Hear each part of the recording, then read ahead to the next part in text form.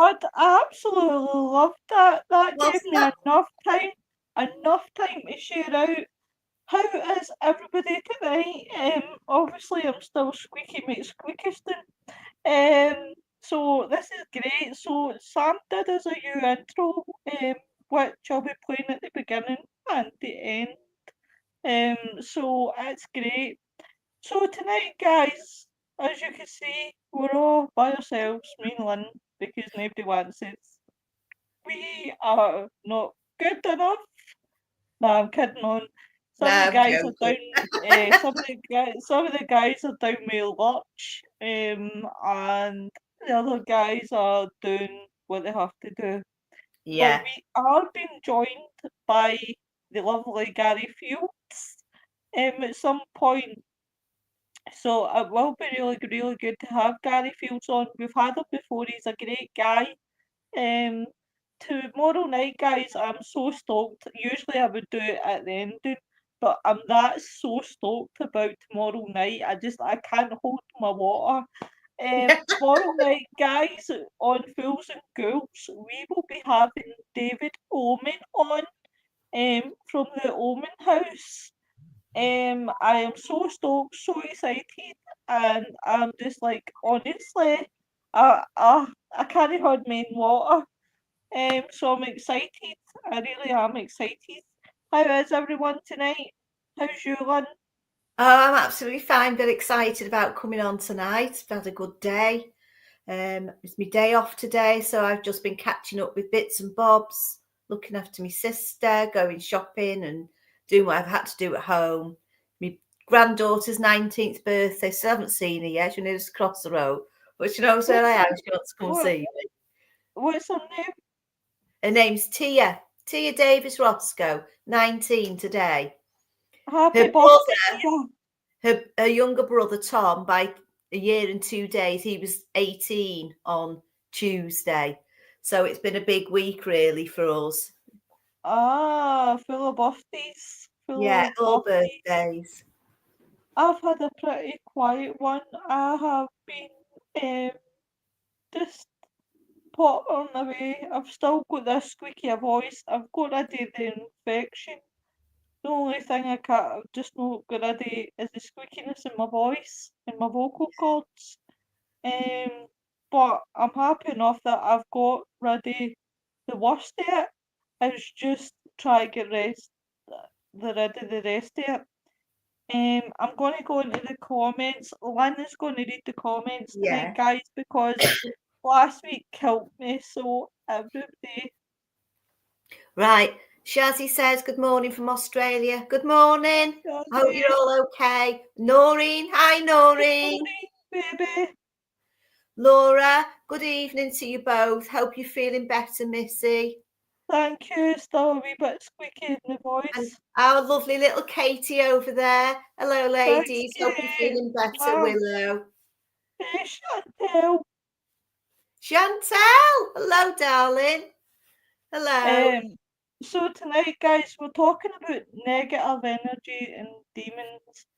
Now, this is a subject that really gets under my skin because a lot of people um who contact investigators, or if you are on an investigation, always use the word demons. So it's I'm not saying no, I like demonology and I know a good few demonologists and I've got full respect for what they do. I just don't think the demons really are, how do you say this in the most respectful way? I think demons are very far in between. I don't think that because someone throws something, the spirits throw something at you, or your drawers open and things get flung everywhere, um, or you get told to F off, or anything, is always demons. Now, bear in mind, there can be negative energy, guys. You Mm. into, oh, Mr. Spookanori, I wasn't Yeah. expecting. Hello. Oh, we are being Hello. joined. We are being joined by Gary Fields. What, who? Gary Fields. Gary Fields. She He can't just wants talk. me to say that. He just wants me to say that again because of my squeak. I sound like a squeaky. I'm not saying that you know, but what people got to recognise is these spirits are probably so pissed off with having people coming in and out their building and asking the same questions, wanting the whole of, can you do, or how how long have you been stuck here, or blah blah blah blah. They get pissed off, but it doesn't necessarily mean that's a demon. Yeah. Um, and it doesn't help when you have people like Zach Baggins. Now, how can we not mention Zach Baggins? Because everybody knows that Zach Baggins mentions demons all the time. Yeah. Everything's demons. You know, a spirit that's angry. Oh, it's a demon. Well, how do you know it's a demon? Uh, like, how the hell do you know it's a demon? If oh, I've just fell. It was a demon that pushed me. Well, how do you know that you're walking about in the dark? There could be something there that you've stumbled over because Yeah. probably a lot of us investigators, we all go out in the dark. There's a Mm. lot of things that we don't see. I don't know how many times I fell in my arse, and it's over like you know, branches that are like getting caught around my legs, or I'm just not watching where I'm going. But to say it's demons, You can't it's just prove it's a it's demon, can logical. you, just by one act? There That's the is thing. one. There is one factor as well, which not a lot of people look at, and it is a thing. Vertigo Yes, I've is had the it. fear. Is the fear of heights, isn't it? And whatnot, and your balance, Yes. right? Have you ever heard of nocturnal vertigo? No, Yes, it's a little bit like, don't laugh at me for saying it, right? It's a bit like night blindness when you're driving. It's the same kind of Yeah. negativity. When you Yeah. when you walk about in the dark, your brain is receiving signals from your eyes and your ears, your nose, your mouth, as it would during the day. But because it's dark, in Mr. Bilbo Baggins's case, it's pitch black. He's using night vision cameras, but if he's walking on his own, he hasn't got torch on, you're going to get nocturnal vertigo. You're not going to be able to see properly, and your balance is not 100%. No, So no. all it needs is for you to be slightly disorientated, and your balance is going to go. Oh, yeah. And of course, you sort of have a bit of a wobble. It's like being drunk, even though you're Yeah. not drunk. It's no yeah, different than, say you were in a room and the floors are so old that they're imbalanced. So you could be in a room, in a circle, in the dark, Yeah. and you've got people saying, oh, I'm being pushed. I'm wobbling everywhere. I feel like I'm full. And it's because the floor is out of balance and yeah, they can't see. Yeah. So the brain's not attaching it to what it's actually doing. So it's like having that imbalance, isn't it, Wayne, Yeah. inside your Yeah. ears? Yeah. And I that's know. why that's why I don't like doing the human pendulum. I've One done of it. my Yeah. biggest bugbear experiments is the human pendulum, because they ask for a person to stand in the middle and stand perfectly still. Now, you're in the dark, so you're already disorientated, and you're expected to stand still in that circle. And the people around are supposed to be asking spirits, can you push the person forward or backward or whatever? arrows, suggestions there, unless they're muted with earphones. Yeah. So they can't hear the questions that are being asked, which is then a form of Estes method there as well. Yeah. Because you would ask the person in the centre, if you hear anything come through those speakers in your ears, tell us what is said. So the person in the middle is already disorientated. As an ex-military person, I know what it's like to stand at attention for a long period of time. Oh, yeah. And you wobble. And that's even during daytime. You wobble. And you start losing your sense of balance, and you do feel tired, and you want to just sort of come at ease so you can just relax a little bit. But when you're standing there in the dark, your senses are being battered from all corners. Your brain is working overtime to make sense of what it can see or hear. And you've got to keep still. So therefore, your balance is going to go. And I think there's a lot there where it's all down to the human body faltering because of the circumstances it's in, rather than spirit manipulating the body. Yeah, I mean, you could be in a haunted house. You might have people with you who are inexperienced, who don't. You know what it's like when you've got people that go to a ghost hunt, newbies or people that have been a couple of times. They want things to happen. Yeah, they're aware that there's a possibility that there could be some kind of energy or ghost. They see it as ghosts, the spirits in there, and they're frightened, and they know. And it's exciting. So when something does happen, they automatically think that it's there. It's like you say, it's the power of suggestion. It's planting that seed. And I think it's as well, it's that, like, I'm going to give you an instance with one of the films, Grave Encounters, and I'm only saying Grave Encounters because I watched it the other night. Now, for anybody that has seen Grave Encounters, you know, we'll see the true meaning of demons when the hands come out the wall, when they see everything, and they're trapped in this building, and the building, like, how to describe it? It's like it turns itself. So they think they're in one part of the building when they're in another part of the building. And people watch these films, right? And it doesn't matter whether it's films, whether it's TV shows, they think that's how it should be for the paranormal. I don't think people get, like, newbies, no saying that everybody, but it's just like newbies don't get the gist of the difference between negative energy and demons.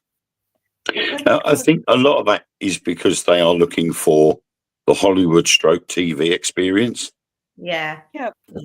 That's what they're expecting when they go out on these paranormal investigations. And we are honest and straight right from the start. We turn around and say, don't expect us to be like we are in Hollywood and on TV, because real paranormal investigations do not work like anything you see on the TV or in Hollywood.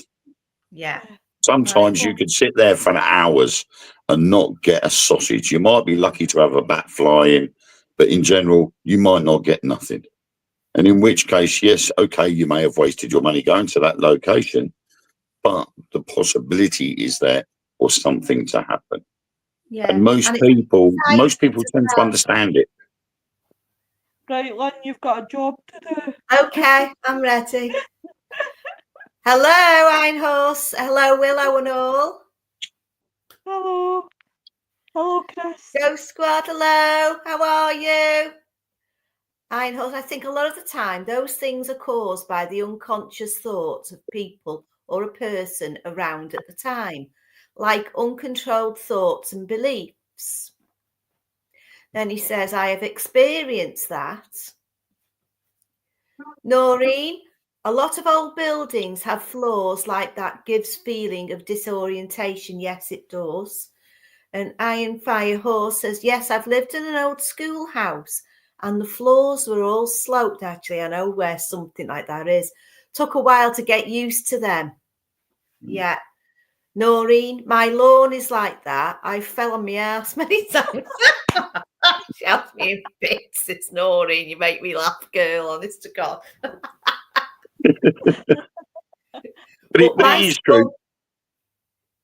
My son used to live in a house. It's when he first started changing old pubs into flats, where I'm going on about 15 years ago, maybe longer, maybe 20 years ago.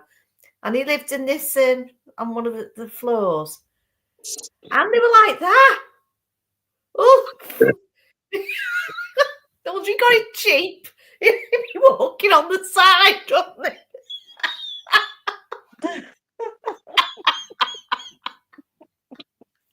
Do you know, you've just reminded me, I've got visions that is something that I see, and it's somewhere in Japan, and they've got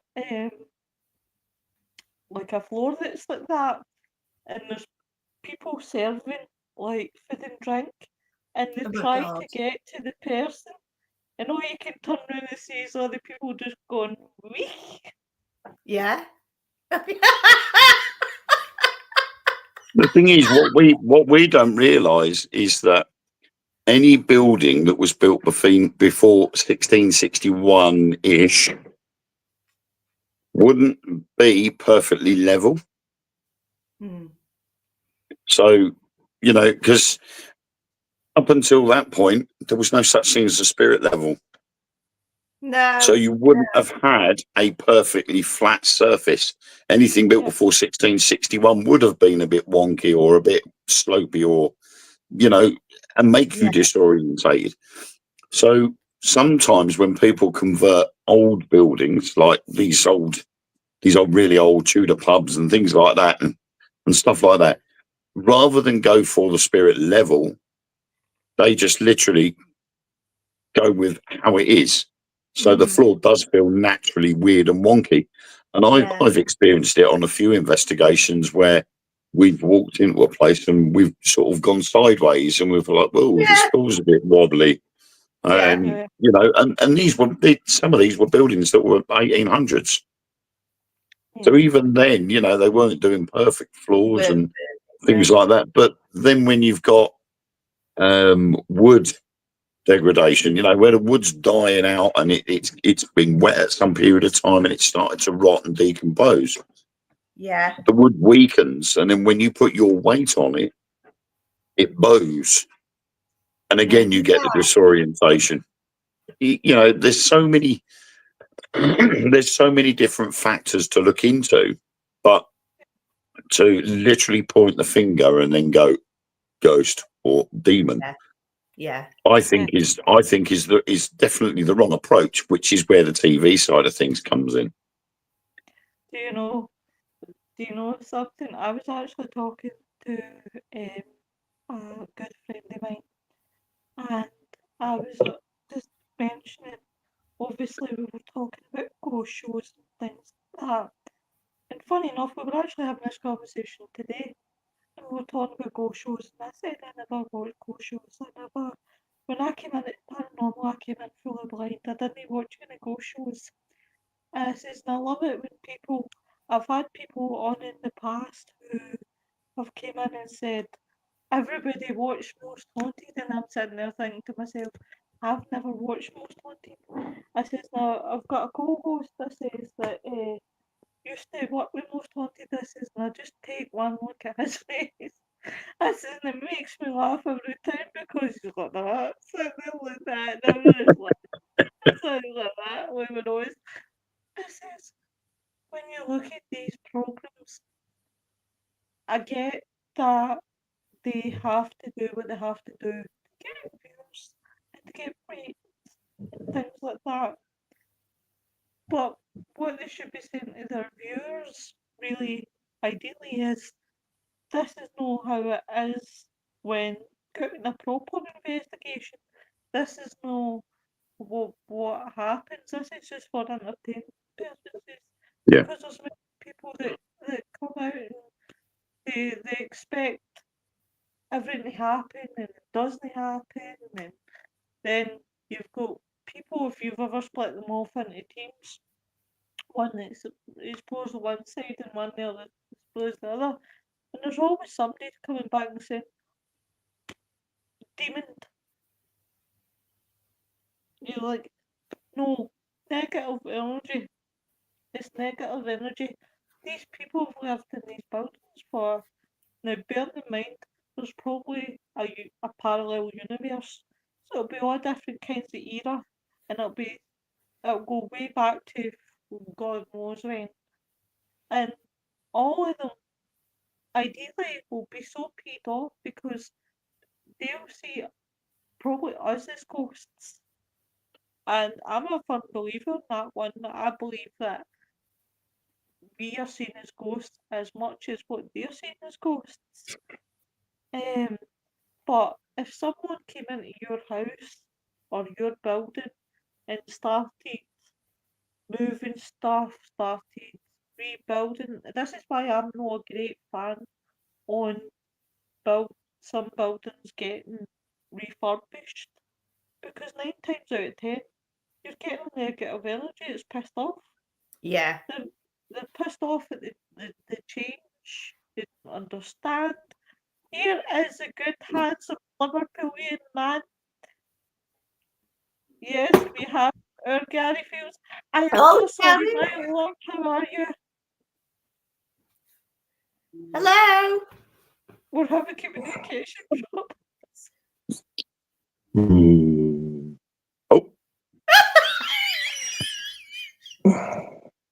You can growl at us if you like, Gary. Can't hear you. There you are. Oh. We can hear you now. Just checking.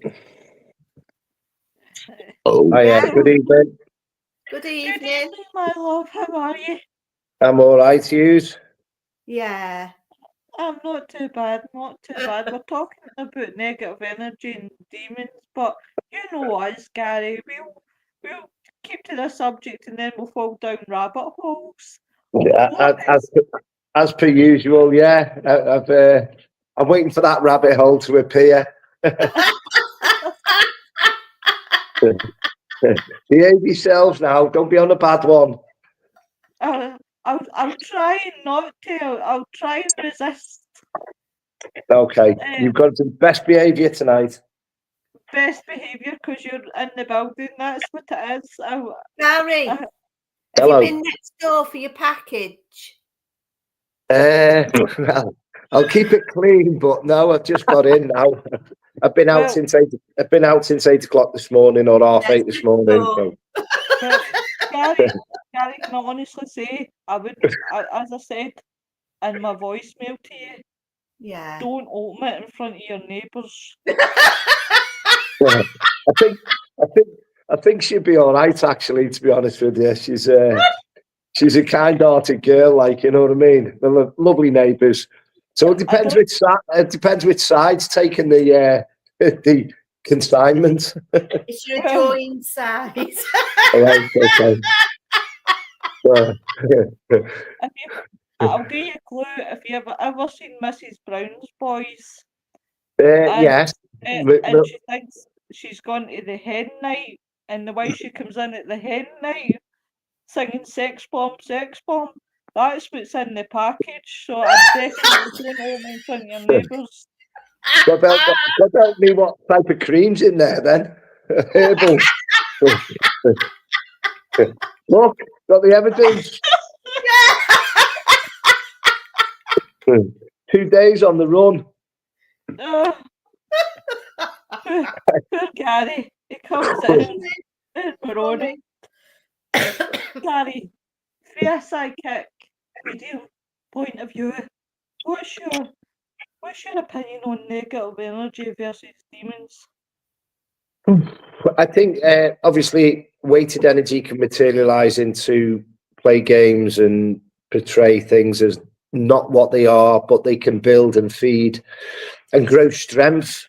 And it all depends on the mindset of the person that's got the negative energy. Do you know what I mean? It's like when people say, "Oh, someone's hexed me," I'm like, "Well, don't let it affect your aura."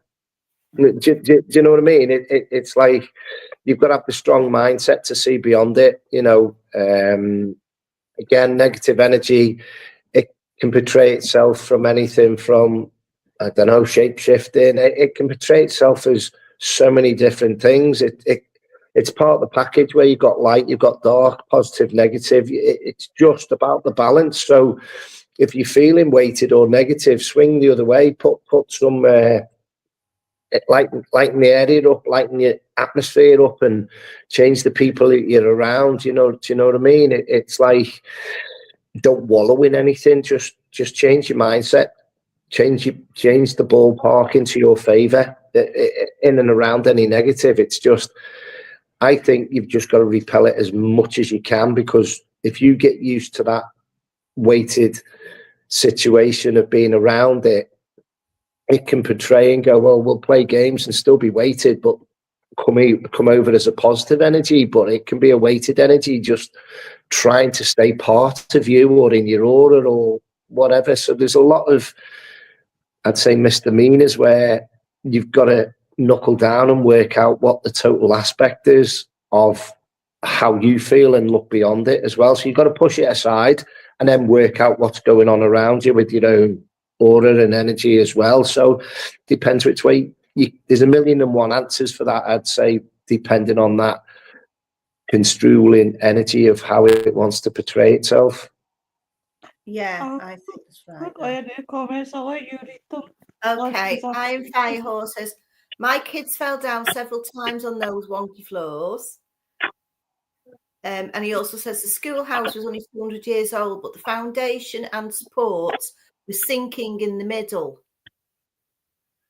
Donna Marie said, hello, Donna. Joanne Stewart, hi from Canada. Hello, Joe. Iron Firehouse has ever heard of the term coined by Carl Jung as catalytic, here we go, exteriorization phenomenon. Worth looking up.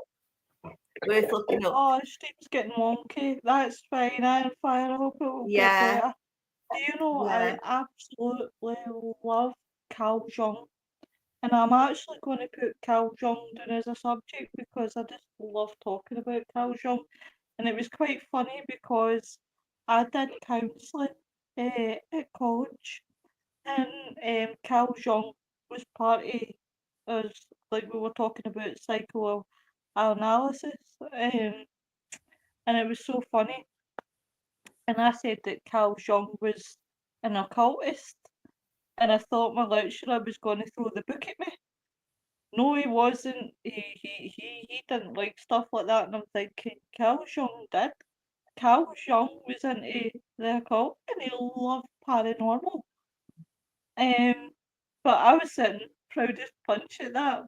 He wasn't too impressed, but I was, because I was like, oh wow, we're talking about Carl Jung. So definitely anything to do with Carl Jung, definitely look up, guys. That is pretty interesting. Well, we I had prefer Mahjong. We actually done a talk on the occult last weekend at a location in Alcester Town Hall, and the different perspectives of people's view of how they look at things within their religion or what their beliefs are as well. It's always a great in-depth to get that side of it as well, where, you know, it's not all hocus pocus and it's not all weighted beliefs and a lot of suppression around that. It's not. It's about understanding the whole scale of light and dark and positive and negative. It's again, it's learning curve. It's more knowledge. So you may as well bring it to the table, talk amongst it, discuss about things. And, you know, we learned things where we was talking about elementals and stuff like that as well. So it's understanding beliefs of, you know, how would you bring forward an elemental as people work with their protection and stuff like that. They use earth and water and fire and all that and air as well as part of their protection as well. So it's interesting to see how other people bring different dimensions to the table as well. Very interesting. It's almost like I've been reading my blue book because I've got elementals as a subject in my book. I'm wondering if you're reading off my book and I don't know about it. Yeah, it's. Recently. I forgot what I was going to say now. See, the thing is, I've always said there's no such thing as demons, and I don't think there are. And the reason why is because demons wasn't, or the word demon wasn't used until 1150 in France. Before then, they were called daemon, which is Greek, and it goes right back to ancient Greek times until Christianity popped along and decided to twist the terminology. But you go back to ancient Greek, and the word daemon, spelled Daimon, actually meant a supernatural being or spirit. No Yeah. negativity in it whatsoever. And then by 1150, it was changed to the French meaning demon. And then it morphed into a negative energy where they were angels cast out from heaven by God and worked for Satan. So Christianity played a part in the word demon. Yeah. When we pick up on certain energies when we're out, I'll always say we know what level of light it is with the weight. And it's like, oh, it's one of the workers. It's part of that team. It's part of that side. And again, it's, you know, to me, the main man down below doesn't come along. It's like, why have a dog and bark yourself? So Exactly. a weighted energy will, again, push through and play games with the mindset or try and upset the apple cart. If you're talking about a lot of positivity and it wants to throw the apple core in or upset the apple cart with an investigation, why put like what's the other one? A lot of people get sulfur smells. Why throw that around the room? You know, do you know what I mean? So it knows what it's up to. It knows what's going on. It knows how you don't want your evenings to run. Do you know what I mean? So sometimes again, you can totally ignore it as well, but sometimes you've got to just run with it as well. Well, that's why I always say in a paranormal night, just run with whatever comes in and goes around. Yeah. Hello, Nick. Hey guys, sorry I'm late. We'll let you off. Good to see you again, Gary. I would actually say you weren't late. You're early. I'm early. Well, I would say we'd let you off just this once, but it's once, like, you know, every week. Well, you probably will. There's a pattern form in there somewhere. If he goes back in his portal, he'll be an hour early if he goes back. Lois, there's a secret here, and I've just figured it out. If we start an hour later, he'll be early. Well, I mean, I can see that. I can see how that Nick, he gets all the time, poor man. What's happening with your lights? You're green. Yeah, I got the basement and the house decorated for upcoming St. Patrick's Day. Somebody actually, although for some people who have seen this on Fear Fans, even though I have it decorated, I can even see it for myself on camera. It almost looks more like I'm in night vision. That was actually. Do you know what gets me with these St. Patrick's Day and everything? The only people who have a day off on these days is the Irish. Yeah. Well, we have to go. It's a normal day. St. George's Day is a normal day. Right? St. Andrew's Day. Do you have a day off on St. Andrew's Day? No. Hang on. Closest day for Italians. Hey, them Scots know how to party in New Year. What do they have? About 15 days. That's 1 day of partying and 14 days of recovering from the hangover. This year, I'll rock up at your house, Gary. You and me can have a party all night long.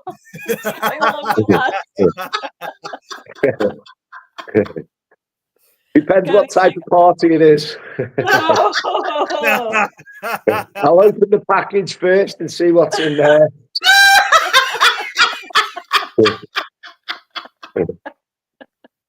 So what have you been up to, Nick?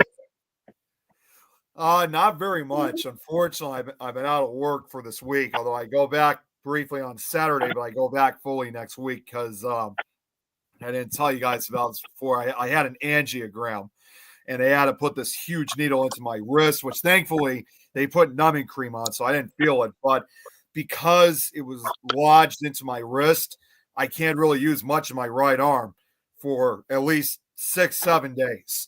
So as a result of that, I had to be out of work for a few days. But the other good part was I only had a few days of my 2024 vacation time. So at the very least, I'm using the last of them. So at least I could still get paid for even being at home. So Yeah. yeah, because they said before if I can't lift it, I mean I could still use my right arm. I just can't lift anything that's more than 10 pounds because if I do, that could actually trigger a blood clot. So I just got to stay off it for a few days. Yeah. Tell the truth, Nick. You were thinking you were Spider-Man. You were like,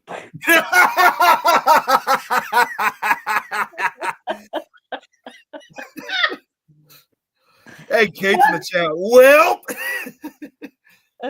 so Noreen says I think Damon as self and higher self.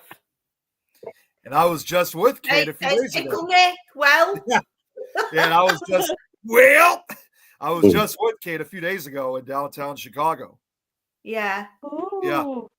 She had a fantastic time with her and her family. We went to this great Italian restaurant called Italy's, and it was practically a late birthday celebration for myself.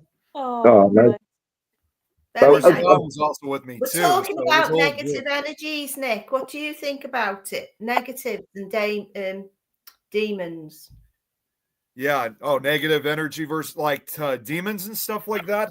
yeah, like how people can say all the time it's demons instead of negative energies.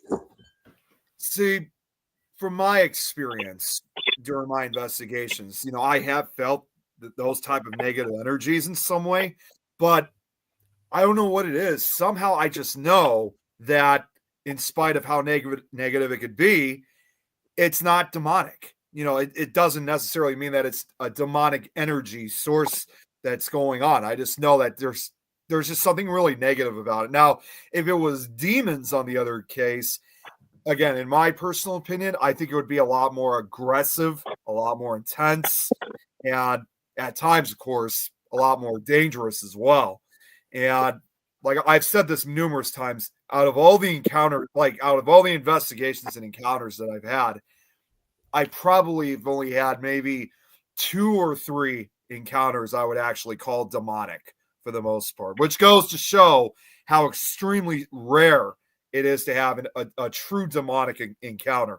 I think for the most part, these negative are just bad. These were bad people in life. Yeah. Have you had any? What's been your most negative experience, Gary?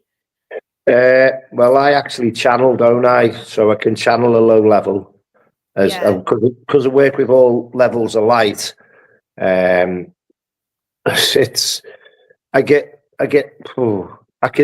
sit in a chair sometimes and bring forward what's been drummed up in the room from like past groups or different cults or whatever you want. But anything that's been drummed up, you can virtually show that if you walk into a room in the atmosphere, and sometimes you'll get energies that's thrived off people that's been murdered in the past, and they could be in a young gentleman's head that's got them to do that and drive and thrive. And sometimes, but I always say seeing is believing. So when I actually show what's in the room, I actually stopped the session because somebody was saying, "What's your name? What's your name?" And I was like, "Stop, it's not like you see on the telly. This is the entity energies that's in the room. I'll show you what's here." And they were all cowered in the corner when I took myself back out of it a little bit. So sometimes even the public seeing how we portray it, of what we know, what we're dealing with and working with, when they actually see it, I think they needed to see that on that night to put a cap on what they were searching for. Yeah. And I think it was like a nice, sharp shot across the bow of the faces where they just presumed, oh, we know what's going to be here, we know what's going to happen. And then hang on, it's like, no, you need to be very careful of what you wish for, especially even on a paranormal night. You know, I've had, when my team and my guide said to me one night in Drakelow Tunnels, please, everyone here now, put your full protection up around you. Somebody went, and they said to me 2 years later, they got floored in there. And I said, how have you got floored by this entity and energy? And then 2 years later, they come up to me and said, remember that night in Drakelow, Gary? I said, yeah. I said, remember when you said put your full protection up? And I wanted to see what would happen if I didn't put my full protection up. And I'm like, you know, paranormal investigator, but they're pushing the issues and the boundaries sometimes just to see what we're talking about and where we're up to and why we're saying that. So they were testing that elemental to see what they'd do or that energy would do, and it floored them, absolutely floored them. So again, I always say you've got to be careful what you wish for. Yeah, yeah. What about you, Wayne? What about me? Hey, Robert. Hello, I'm 50, and sorry. I don't know. I've had negative experiences, but they have been more energies that aren't happy with being there. Yeah. You know, they're not there on purpose to cause any negativity. They're there because they're stuck there, or they want to move on, but they're not being able to. And, you know, like we said earlier on, you know, when people keep going in, they're going, oh, what's your name? Are you male? Are you female? Blah, blah, blah. This, that. They keep asking questions all the time. And I sometimes look at the word poltergeist and I go, that's not a noisy spirit. It's not an evil entity. It's just a spirit that's peed off because it wants to move on and it can't. Yeah. For whatever reason. And so, I mean, I put it to my test. I went to Harrods Redoubt Fort and I felt an energy there. And a lady investigator that was with me at the time, she set up a test on the bed. And there was a mannequin dummy in this prison cell. And it was about 12, 13 feet away from me. We'd been calling out. Nothing much was happening. But I turned around to her and said, look, that mannequin's not moving, which is what she claimed was happening. I said, but something is building. There's an energy building in here, and something will happen at some point during this evening. And as I said that, the mannequin dummy came at me straight across the room, literally a foot off the floor. And I put it down to the spirit of this pilot called Klaus, who was imprisoned there whilst waiting to go on to the POW camps. And poor Claire, the other investigator, she said, "No, sod that, I'm out of here," and she shot off. But there was another team in another cell further along that they were recording dowsing rods. And when they heard the commotion, they turned to face the camera out of their cell door and down the corridor, which joined on to the other two cells that were in there. And as they turned to look down the corridor, you just see like 3 steps going out the door. So you see her legs going round the corner. And this little ball of light followed her out the prison cell, down the corridor and out into the courtyard. And it's happened more than once to various people, to the point now that, to start off with, they chained the dummy to the wall so it couldn't do it again. And then they sealed the doors off so no one can actually go into those prison cells.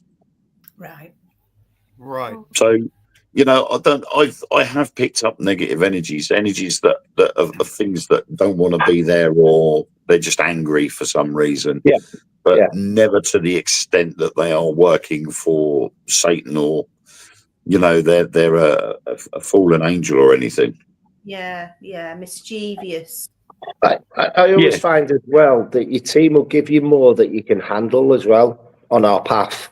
So as we working through the paranormal stage of, working with things, your team will give you more if you can handle it. That's how I find. And then they'll give you other tests to work out and understand what's going on as well. So I do feel it's a part of our knowledge of understanding of testing us as well on the boundaries with everything else. Yeah. What about you, Robert? What's your experience with negative activity? I've done a few things with in astral to different places, and I have experienced some negative. I was going to say pieces of shit, but yeah. Robert, The- don't be shy to say. Don't be shy. Come on. At the Monroe House over in, I can't remember where it is. It's over in the US somewhere. It's But, in Indiana. I've been to the house. It's in Indiana. Yeah. Another team that I'm friends with were over there, and they were getting, they were doing an investigation. They're actually on a break, waiting for a pizza to show up. And the lead investigator on that, he was just waiting down in the basement, and something attacked him. So I jumped in because I was partially there, and I was able to see this dark entity, I guess you could call it, actually on top of him, and had its arm into his chest, holding his heart. Oof. And so I actually had to jump onto it and rip it off. So I did that and basically sent it to another dimension. I have been experimenting with opening portals of my own and then closing them. So I was able to send it away through that. It got back eventually. But yeah, I saved Caden's life. Basically, he was having a heart attack from this thing trying to squeeze his heart. So I've had experiences with them. I usually just try and send them away to somewhere else. Yeah, it's quite an experience actually seeing them with the third eye. Yeah. What about But you, yeah, though? I have had experiences. I had one voice is where, going again. like, I felt like I was getting grabbed behind, but it wasn't so much getting grabbed behind. It was more of a way for the spirit to communicate with me, to show me what it was trying to tell me, because I wasn't picking up what it was trying to say.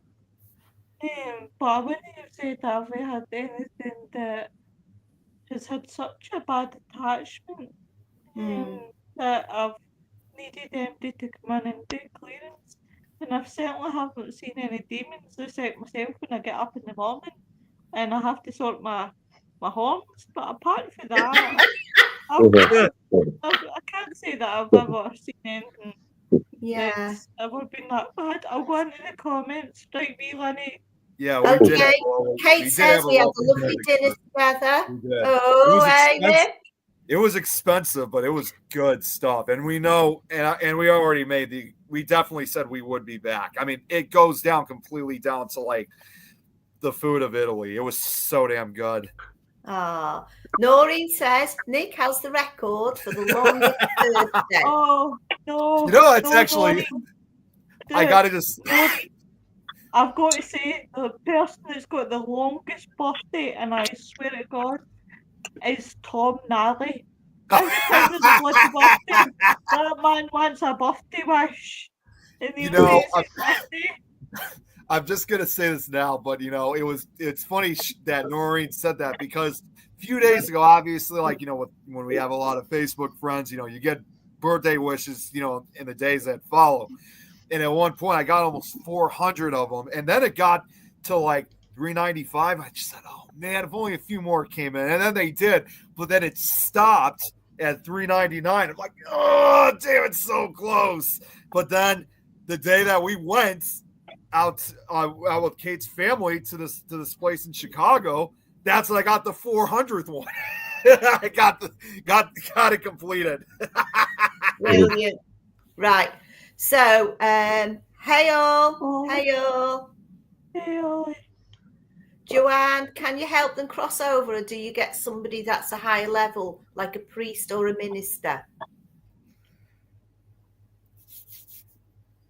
Well, my experience is you get different levels of energy. So you get the different levels of negativity or the weighted energies that you'll know where they are. I always say it's it's one below the main man down below, or there's a 3, or there's somebody at in the middle at 3.5 trying to portray themselves, and then you work up to the white light then as well. But sometimes if we do need to help somebody, say in a basement or something like that, move on or move forwards, they're not going to go to your white light. You'll offer them their level of light that they're comfortable with as well. So they might be like a 4 or a 3 or a, the main man down there is a 0. So I'll always say, what level of light do you want to go to? If they do, I won't just go and clear a place. It's not up for us to do that, because other people have got to experience what's going on. Yeah. But sometimes if you do a house clearance, I'm still dealing with stuff 6 months later from certain house clearances, because it just doesn't happen overnight. Yeah. No, it doesn't. So Noreen says, I had a poltergeist activity in my house when I first moved in, but I think it was just something trying to attract attention. I think that's a lot with spirits. Yeah, I do. Thing is, well, a lot of people. My first negative is quite funny, really. I was in a drill hall in Connors Quay, and I was only about 5 or 6, and I wouldn't do as I was told. Anyway, I got pushed by something that wasn't there, and I ended up with my head trapped in the bars on the stairs, and my dad had to put me grease my ears and get me out. Hey, bit of karma there for your dad.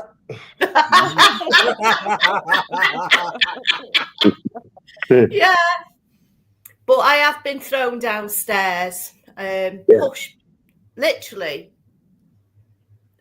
I mean, I know who it was because he was there when I first went into this old house, and he knocked me like that on the bottom of my back, but he pushed me, and as he pushed me, I was on the top of the stairs, and I literally flew straight and then just dropped down to, and I was holding a tray and a glass dish, and it all smashed, and I just stayed where I was because I didn't know if I broke my back. But I've been going up and down these stairs for ages. The worst one I experienced really is when I lived in a house further up the road here, and there was a lot of stuff going on. There was a lot of it sounds a bit weird. A lot of one of the wardrobes, it just kept the doors opening and shutting very quickly, massively. That was going on a lot. I was getting black, like I can't even explain it. It was like a black mass used to come in the room, and it used to have this evil face, and it used to come at me a lot. I was just salting everywhere, saying prayers, trying to clean the place out, saging, and it just seemed to follow me everywhere. Everywhere I went, different houses, it knocked on the doors. It's even followed me doors, yeah.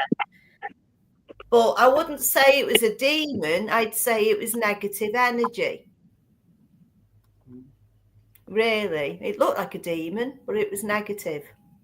It wasn't me. I wasn't the one. Not guilty. Not guilty, Your Honour. Yeah. Wasn't me. I can also relate in some way too with that. I might have told you guys about this before, but it was funny enough. We never even went inside this location, but obviously, just the area around was just so negative. It was that residential house that we went to in Kent, Ohio, just down the street from Kent State University, and correct me if I've asked you. You guys have seen that show, Paranormal Witness, right? You guys remember that show?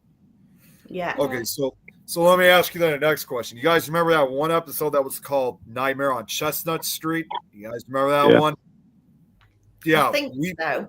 It was with the 3 college students that moved in. They were being terrorized by this demon woman who almost looked like the girl from The Ring, which to this day, I don't know well, I don't know what it is. To this day, I cannot watch that up. I can watch every other episode except that one. To me, it was just so damn frightening. But we found the actual house where it all occurred.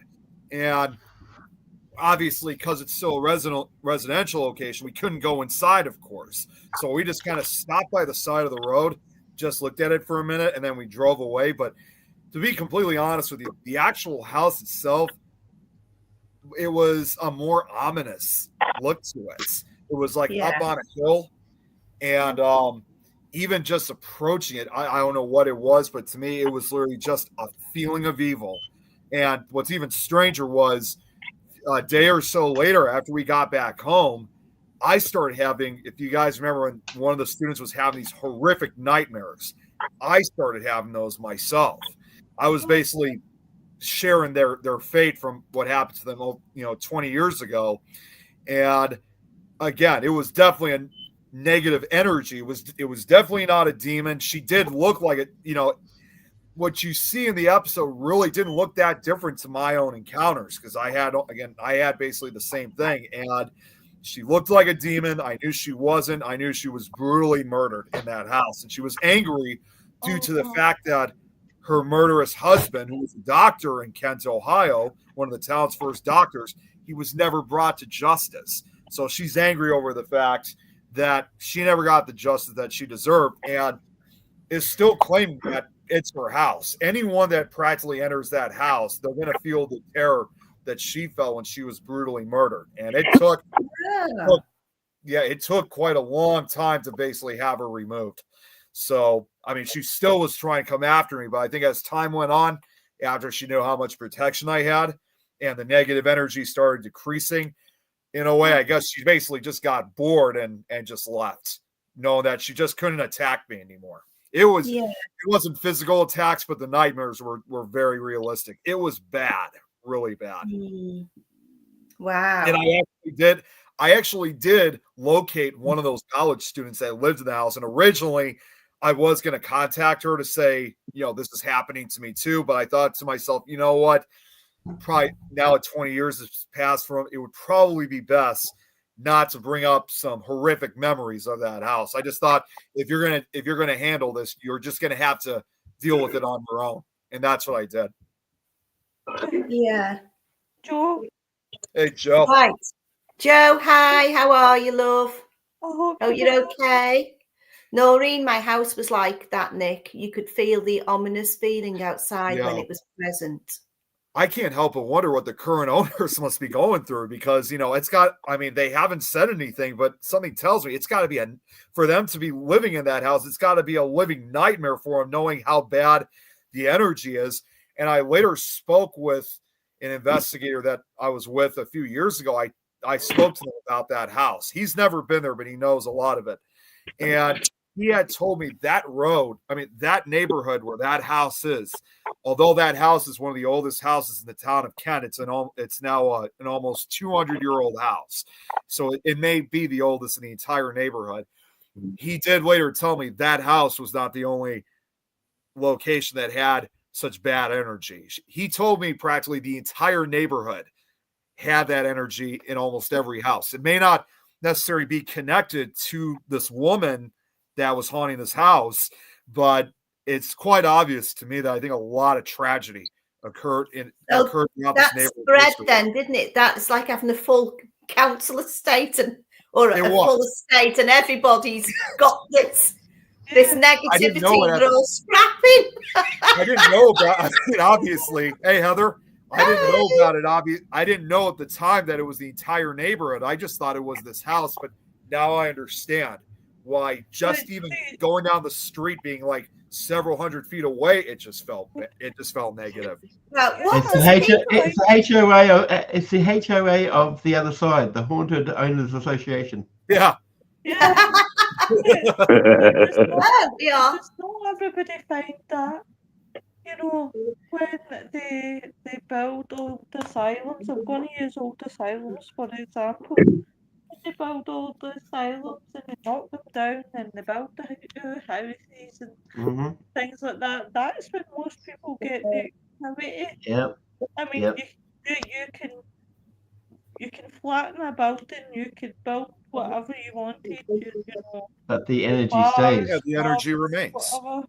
Mm. It'll always remain there because that's Yeah. Yeah. where the spirits feel.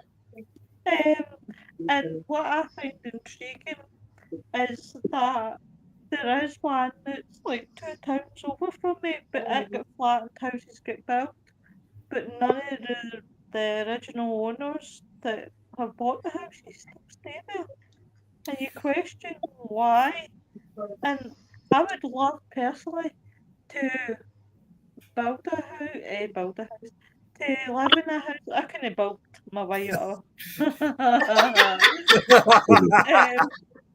Jesus, can you imagine me with a IKEA flat pack? Even that's a drama. But yeah, I would live in one of the robots like that. Oh my god. It is, it's like, I don't know if you guys have ever seen the comedy Some Mothers Do Have Them with Mm-hmm. Randy Spencer. Yeah, Yep. that's me. That is like me. I tried and build something, but the Oh, thing Betty, stay. I can't sell a whoopsie, my belly.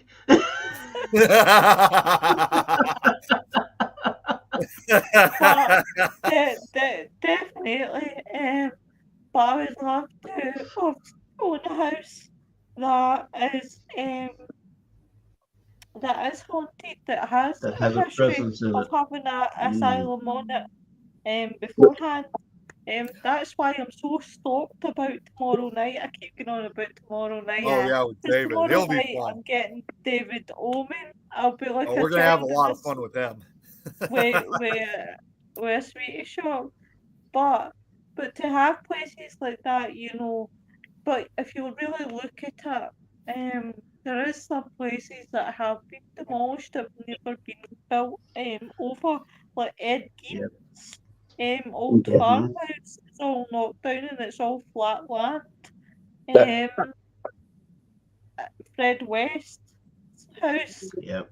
it's been knocked down, and I don't think there's anything.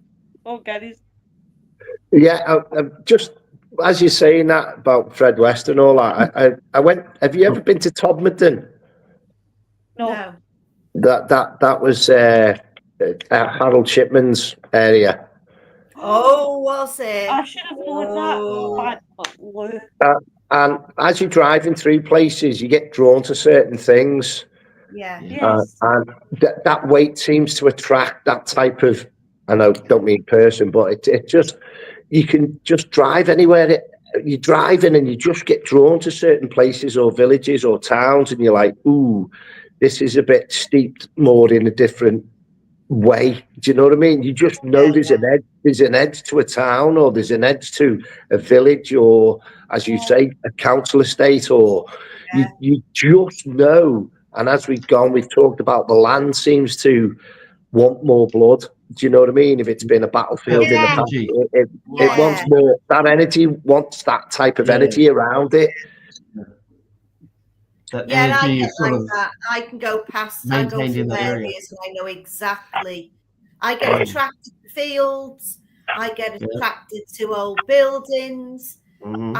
I can go past, say I go in an old antique shop. I can't Yeah. touch nothing because Mhm. I can go like that far from it. What Yeah, the and you'll and get I the information from it. because you can feel the energy coming. Well, Yeah. that's like Yeah. what it was when I was in this neighborhood. I mean, it was just like that. I mean, I can't It was palpable. I can't help but wonder like how many people who have to go through that on a regular basis, they have to feel that ominous feeling to it, just knowing the entire. And when I forgot to mention one other note that should, because this was a historic thing among the tragedies that occur within that neighborhood. Remember, I said how it's just down the street from Kent State University. Obviously, what makes that place notorious was one huge tragedy in May of 1970. You have the Kent State massacre that occurred with those 4 students that had the protests for Vietnam, and of course, it led to that song "Crosby, Hills and Nash" for Dead in Ohio. And we actually walked the entire tour, kind of like a tour path of where all the events occurred. And although there's not much left, it's you could feel it either way. And yeah, what's even stranger, the parking lot spots, like where those 4 students were killed, they have them fenced off. They're memorials, literally. So you can't even park in the spot. So there's not much left of it, but they still have some pieces of it, and the energy there, it's just extremely powerful. And I thought, even though I was there to pay my respects, we also went back, one of the few investigations we did in 2020 because we had COVID, but it was also close to the 50th anniversary of that tragic event. And it was just such an unreal feeling being there. Yeah. Has anybody ever been to the Tower of London? Yeah. What did you get from it? Well, I always get Mr. Cray. One of the Crays always follow me around. I get that quite a lot. I was thinking and obviously, I just think it's a gullible place for, like, in a nice way. The Americans love all the, I always say, the fake crown jewels on show. Do you know what I mean? I think it's a bit of it's a good tourist attraction. I just love the building, and seeing the mint there and the stuff like that. I just go back in time. So even walking up to the place, there's little places outside, and I got spiritually tested where I gave a spiritual coin to a little girl at the front gate, and she came through in Reiki 3 days later and said, "Thank you. That coin fed my brothers and sisters for the week." So spiritually, I get other stuff as well, but it's part of over the road from, like, the Tower of London. You've got the Isle of Dogs, haven't you? Or you've got where everything was just thrown, all the rubbish and all this, that, and the other from London. And it's like, it's just walking through that many layers and layers and layers. You've got to find out which layer you want to be in, or which layer you feel comfortable in and working with as well. So I got told in the main tower itself, no photographs. I think it's the Whitechapel. I can't remember, top of my head. And I took 2 pictures. Now, I took 2 pictures in the corridor away from the tour guide, allegedly. And within the second picture, you can see the atmosphere changing in the corridor, and the mist that was coming in straight away. That energy, they knew I was there to work spiritually. And that was all starting to come alive then. And I'll never forget them 2 photographs. They were absolutely amazing. So when I come across them, I'm like, wow, I was told not to take photographs. I can understand why, because it's that busy. But why not be able to take photographs in there? What's all the secretiveness of inside the chapel or whatever? Yeah, full respect, understand that. But you could see the building actually waiting to come alive and work with you spiritually. Yeah. Imagine being in there and having the run of the place. Yeah, like at night time. And I've always wanted to go there, and I've always wanted to go and do that. But I'm a bit like you, Gary. I like to go to places that I'm not allowed to do photographs or anything like that. And I just home in. I just seem to be walking around on my own like little Billy No Mate, you know. But I'm doing it. I'm doing all this spirit work, and it's great. Yeah. It's absolutely amazing what you can pick up. And I always say to the spirits as well, just bear with me, I'll be with you. Just bear with me, I'll be with you. Even if it's not that night or that day, you can catch up later on from a distance and then say, right, anyone from the Tower of London that wants to work with me, I'm in the zone, it's Sunday afternoon, how can I help you? And you might not get anything, but all of a sudden you'll get something that'll go 3 days later, oh, I was from the Tower of London, when you're doing a walk around somewhere else. And they will pester you and follow you and tap you on the shoulder as if to get your attention. I must admit, I watch auditors, right? I'm fascinated with auditors. And it was DJE that went to the Tower of London, and he wanted to obviously fly the drone to see the aerial footage, like in Tower of London, and it was really like honestly the back and forth he was having with these folk at the Tower of London, the AKA she needs a bathroom for. Uh, obviously, Don't forget to turn your mic off. Don't go chasing waterfalls. yeah, I can hear you, Lan. But you know, I Splosh. I can imagine the thing with, but when you talked about Tower of London, it was just funny, Gary, because the craze came into my head because they were the last ones at the Tower of London.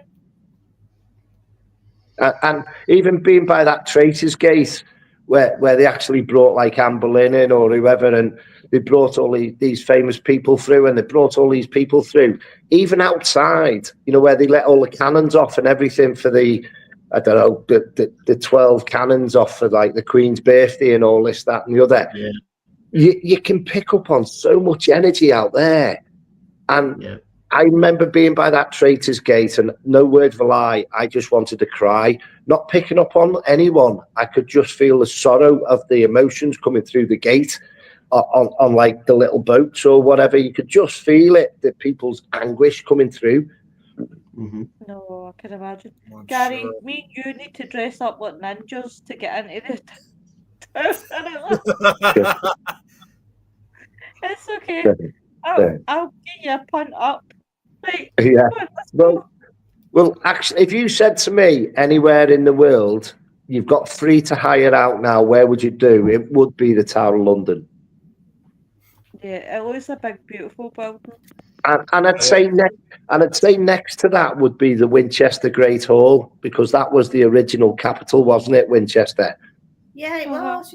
Yeah. So I went to the Great Hall in Winchester, and that was mind blowing. I was just in awe, just like wow, wow, wow, wow, wow, and that's all I kept getting was wow. Yeah. Oh, Do you know what? I went down to Winchester years ago when my eldest son passed out because he was there in the army, and I went down to see him passing out. But on going through the villages and that down there, you can feel it, can't you? Yeah, The yeah. whole The lot was busyness. buzzing. Yeah. Well, even the other You'll week, get that when you come to Colchester, Gary. yeah. Well, I'll be there. I think the 28th or whatever. I'll Yeah. be in touch. I will catch up with you.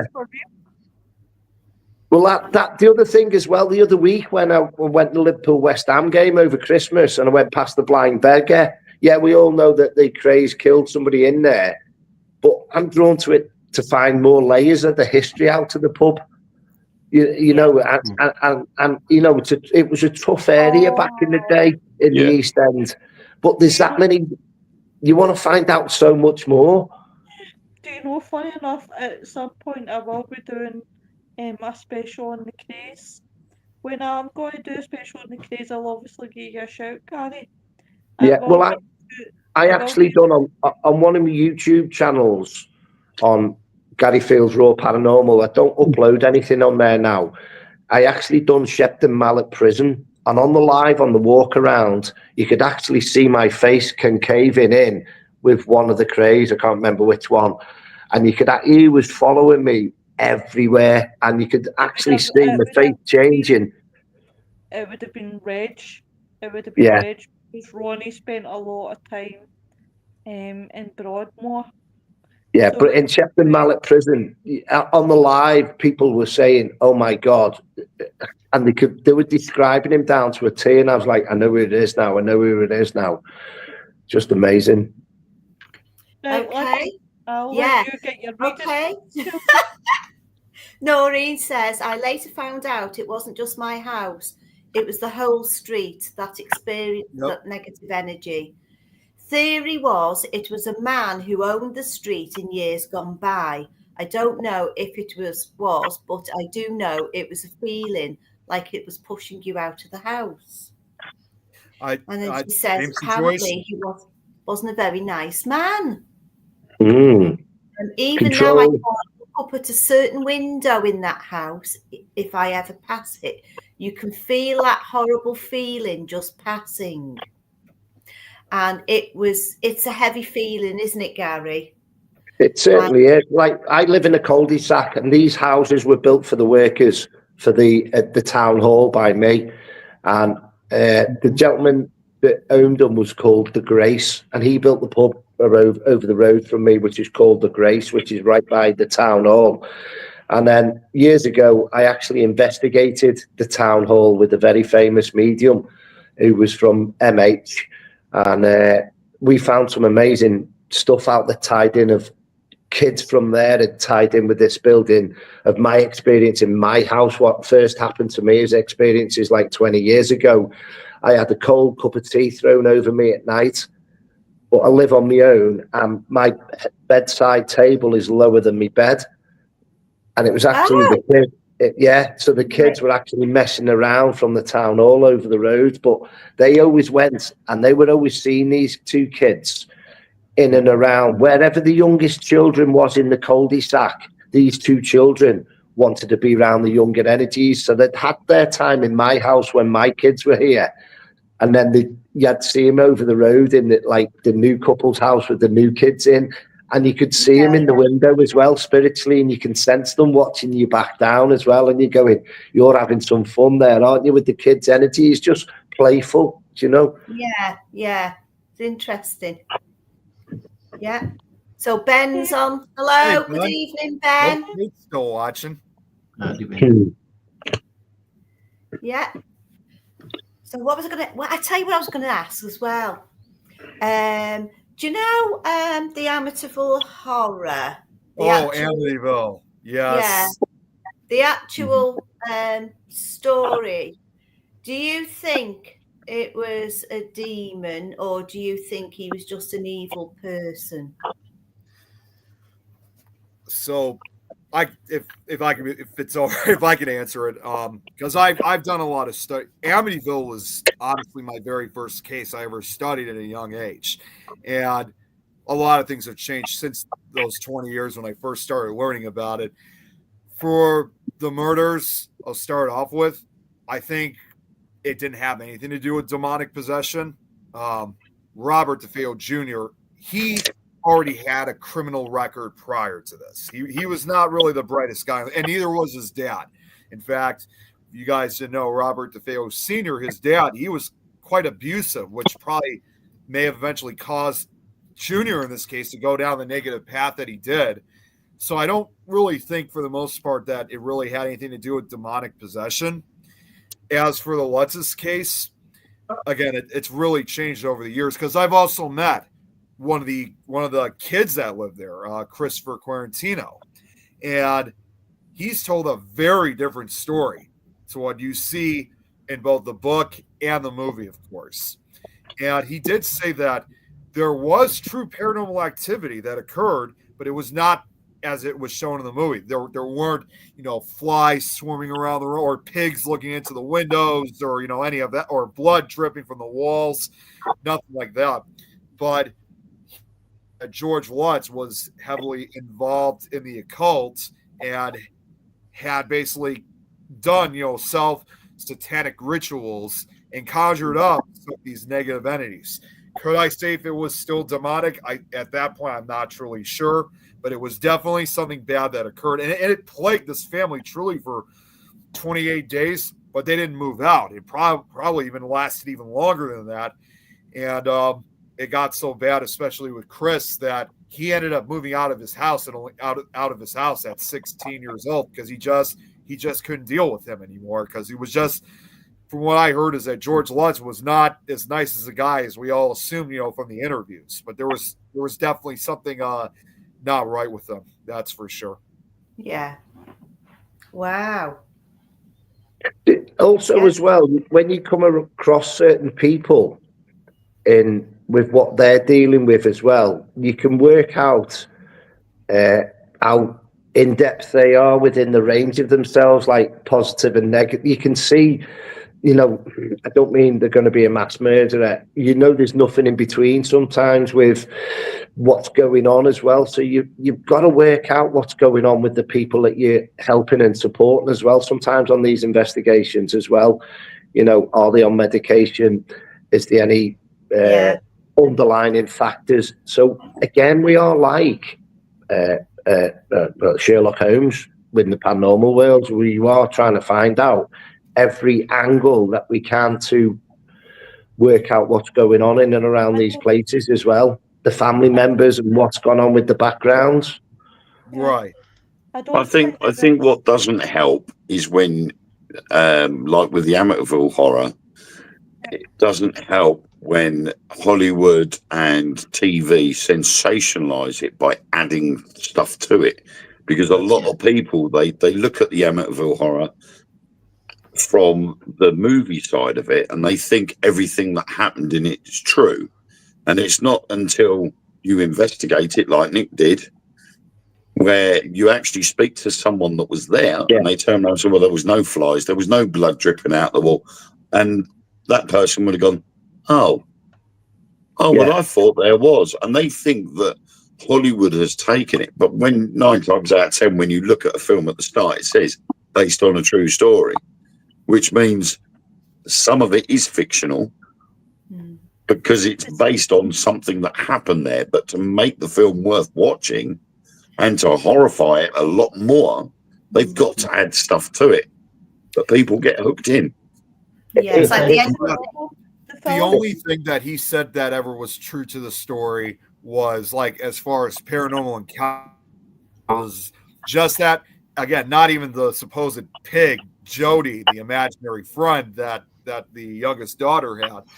But the only thing that was close to it was George Lutz did report seeing glowing red eyes, but didn't see anything else.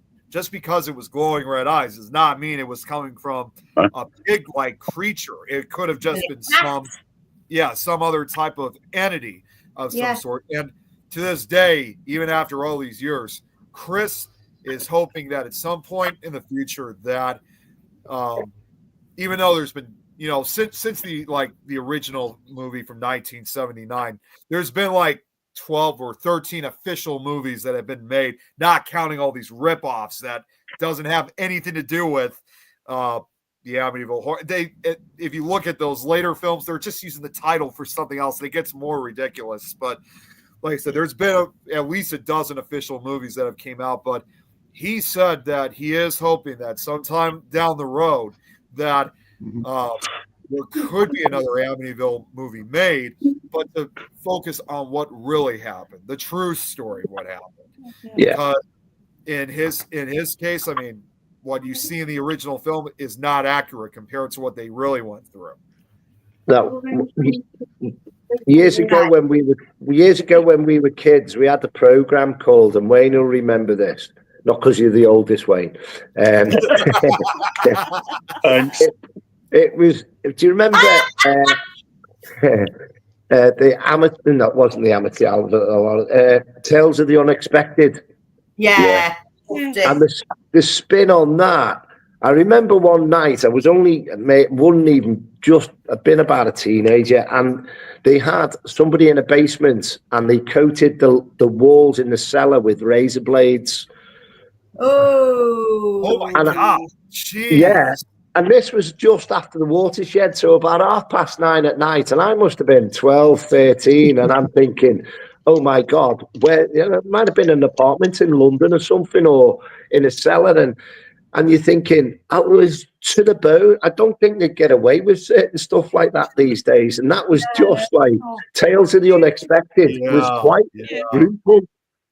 Yeah. Wasn't it the one with the girl? They had and she was dancing to that music with do do do do do do. Yeah. It's not just that, people are still saying, right? But that was bizarre. That was, I think, a bit close to the threshold. That, you know, looking back at it. Yeah. Even people were saying that they suffered still suffer from PTSD for the was it Michael Parkinson or something that did a show back in the 80s? Ghostwatch. Ghostwatch. Everybody says they still suffer PTSD, but PTSD, sorry. Yeah, watch ghost shows now and it's just like, what the actual fucking fuck? Like, Yeah. you think that you're scared for that, but you're watching shite like Most Haunted. Shoot me dead now. Yeah. It's like, I was just watching the clip of theirs last week. it's pure mental. Right, guys, I'm going to wrap up the show, but I'll show the last two comments. Okay, so Noreen says, when I took my mum to show her my first house, she shuddered at the front door and said, I don't like this house. Should have listened to mum. Well, mum knows best. But you can feel it if you go and look at a house, you can feel it, can't you? Yeah. And she says, I remember Tales of the Unexpected. There was some horrific tales on that. They were amazing. Yeah. I think you should go and study that, Nick. Yeah, I think so too. Because I'm I always was going to say there's bound to be episodes of it on YouTube somewhere. Yeah, it's I'm bound to always be. looking for such new cases like this. I mean, ever since, like I said with Amityville, that was the real true case that really, I mean, aside from watching Most Haunted, that was the true first haunted house case that really drew me into the paranormal field. And a lot of times, if you really look carefully, especially with my show that I've done, because I did like I'm not even joking, I did like a 3-part episode of Amityville, because first part was focusing on the DeFeos and the murders. Second part was focusing on the Lutzes that moved in. And then third part was the aftermath. And to this day, a lot of people have been probably among some of my best episodes of the show, because it was just really organized, and that I really went deep into uncovering the truth of what really happened. So in a lot of ways too, like with with a lot of these cases that I study, in a way, it always goes back to the Amityville horror case for me. And well, I've got to say before we do wrap it up, I mean, Wayne, he suffers from PTSD from Most Haunted shite. Thanks. He suffers it. He suffers it. Guys, I want to thank Gary Fields for coming on. Poor man was driving home and I kidnapped him. That's nothing new. I'm like that. I can't hear you, because what happens is on the video call, me radio, my system won't let me take won't put the volume on, because it knows it's a video call. So it's like keeping me safe as well from being henpecked while I'm driving. Oh, is that what? I bet you thought that's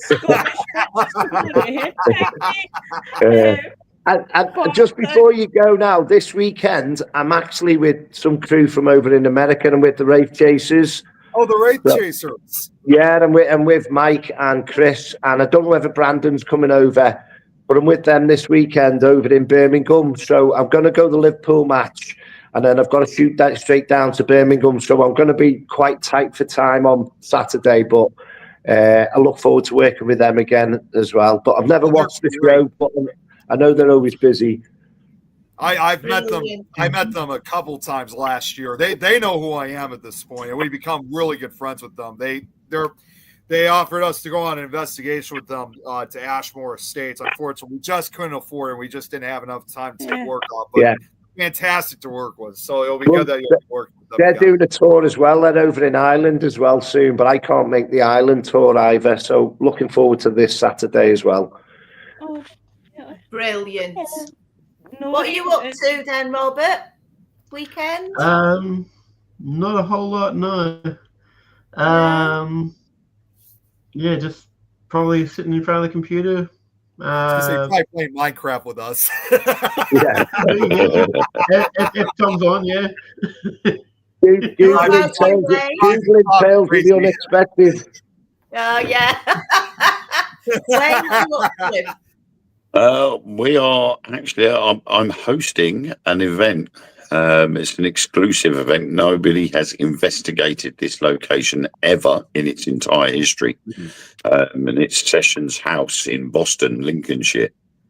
It was built in 1864 as a courtroom. Wow. And myself and the team from Truth Beyond Paranormal, so that's myself, Sam, Marcus, Ellen, and my teammates, Chloe and Mike, along with Mark Manley and Rachel. We are hosting the event there. We've got a meet and greet in a hotel down the road because it's been partly sponsored by Smart Moves Hotels. So they've asked us to go up and do this. And if it goes off well Saturday night, we'll be doing about between 4 and 6 a year. So we're looking forward to it. Was it known as the Manor? Don't mind me asking. I don't know, Gary. The problem has been that we were first mentioned. It was first mentioned to us back at Christmas, and then it all went quiet, and then all of a sudden in February, start of February, all went, "We'll do this, we'll do that," and we're like, "Right, okay." What do you want us to do? And it all ended up on our shoulders 3 weeks before the event to sort out Eventbrite and all of this, and we're like, "Thanks for that. You've asked us to host the event, and yet you've now just said we're not going to do this. You need to do it now." Yeah. And literally, so in the 3 weeks, we've managed to get all the ticket sales sorted. We've managed to get the codes for the hotels and food packages and everything else. Yeah. And it's literally been all hands on deck, but the team have managed to do it. So we've managed to put it together, and I think we've got about 20 guests. As again, it's credit to everyone that puts these events and places on together. My hat's off to them people that pull all that together. And people say, "Why don't I do it? Why don't I do it? Why don't I do it?" And I'm like, it's not that. It's that time. It's, there's not enough hours in the day. I've been out since 8 o'clock and I get in at 10 o'clock, and it's just like your day's already full. So hats off to all the teams that's doing all that. I mean, for me, it's a bit difficult because for me and Ellen, because we run Spookanori events, we're running that, but then I'm also doing my books. I'm also, doing my writing. I'm doing all the other podcasts as well and research for the other shows. And then I've got my 2 autistic children along with the other 2 girls. So I've got the 4 kids to look after. I've got about another 3 books if you want to write mine. And I'm like rotating through everything. And of course, when this event came along, we thought, oh, well, this will be okay because all we got to do is just share the adverts because they said they were going to do them. And then literally, as soon as we asked them about it, they turned and said, "Oh, no, we'd like you to do that now." So we're like, great. So we had to sling all these posters together and we had to find out what the codes were for people to get a discount on a room at the hotels. And we were just like, crazy. They've got a meal option, yet nobody knows what the meal is going to be. So people are booking the hotel room. They're going, "Oh, we'll have the meal option as well." It's a set menu, but nobody knows what the set menu is. So I just said, well, in that case, we'll go up there for 3:30 in the afternoon. We'll go off into the city centre. We'll go and have Burger King or whatever. And then we'll go back to the hotel for the meet and greet and the talk, and then go down to the session house from there. Yeah. Oh, well, good luck. But I'm hoping it'll be worthwhile. We've got 2 experiments. We've got 2 experiments that we're doing that we've never done before. One is using a laser grid and a smoke machine. Oh, nice. Oh, yeah. And one is with an actual coffin that was used to hold a body in. Oh, that's going to be an interesting finding. That'll be dead exciting. And we will be live streaming it. Excellent. This I'm going to have to check out. So that'll be on. I'm hoping to get Spookanori Events TikTok page up and running. If I can get TikTok Events account up and running on TikTok, I will try streaming it through that. If not, it will be through my profile on TikTok. And then Sam's going to be doing some filming at the same time for an episode of Truth Beyond Paranormal. So we're going to have lots of different angles going all at the same time. Excellent. Awesome. Sounds good. What about you, Lo? Oh, just what he did. I'm just breathing and trying to vocalise my voice. Mhm. I can feel myself getting lower and lower and lower. So Yeah. yes, guys, this is why I'm not. There you go. The end. That's what I need. That's what I need. Yeah, not really much is going. Not really much is going on for me this weekend. It's going to be relatively quiet. Although I'm supposed to go see some show my parents want me to go with, that's involving my brother, as a matter of fact. But just going to be home, just taking it. Other than working, I'm just going to take it easy again with my arm, and we're actually planning on trying to put some investigations together sometime for late March or early April. So I'm hoping to. It's been a long time since I've done an investigation. I've been really wanting to get back to doing it. So before we know it, I think I might have said this before, I got some new candidates, some new crew members that are interested in joining the team. They're not official members just yet, but they're as soon as we get out and see how good they do, we're probably going to include them in, which will be very beneficial for our crew because we're also trying to get out to a lot of the road trips. We're trying to get out of state more often. And especially, again, with this being my 20th year being involved in the field, I definitely want to get out and try to get out as much as I'm able to. Keep building that right arm up, the beer arm. Yeah.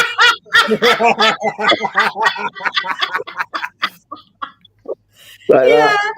that.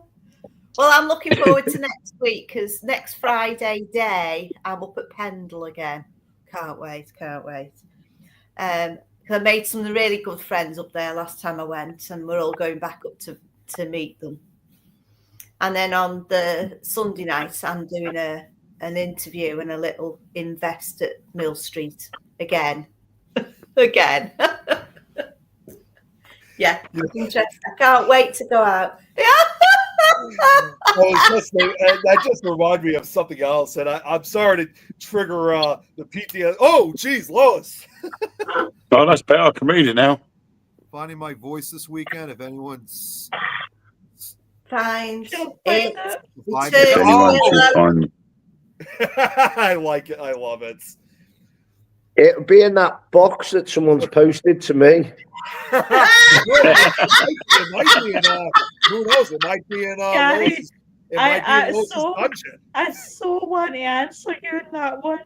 You haven't posted me a Willy Warman in there, have you? You'll open up haven't. the box. You'll No, open up the box and there'll be a jiffy I bag was with a up set there. of vocal cords in it.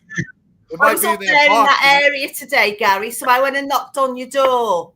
All right, It might okay. be it might be in that box. That's in the dungeon. I'll go back on the CCTV.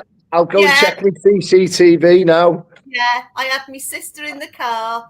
You wasn't in. I went, I thought it said leave with the neighbour. I thought, which one? Yeah. You've just given me an idea for another spook and Ori now. Yeah. And don't forget, a set of vocal cords being left in a jiffy bag outside your door.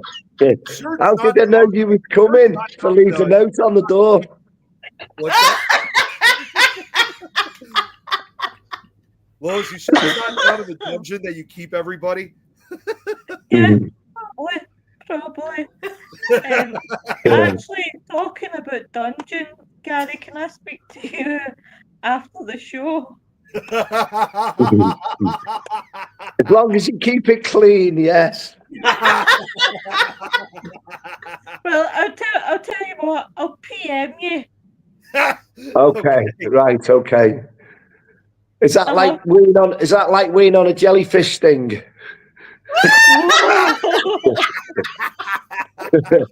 Well, but on that note, everyone, we'll see you tomorrow night. Bye, Yeah. everyone. Good night, everybody. Bye-bye. Keep it clean. Stay safe out there.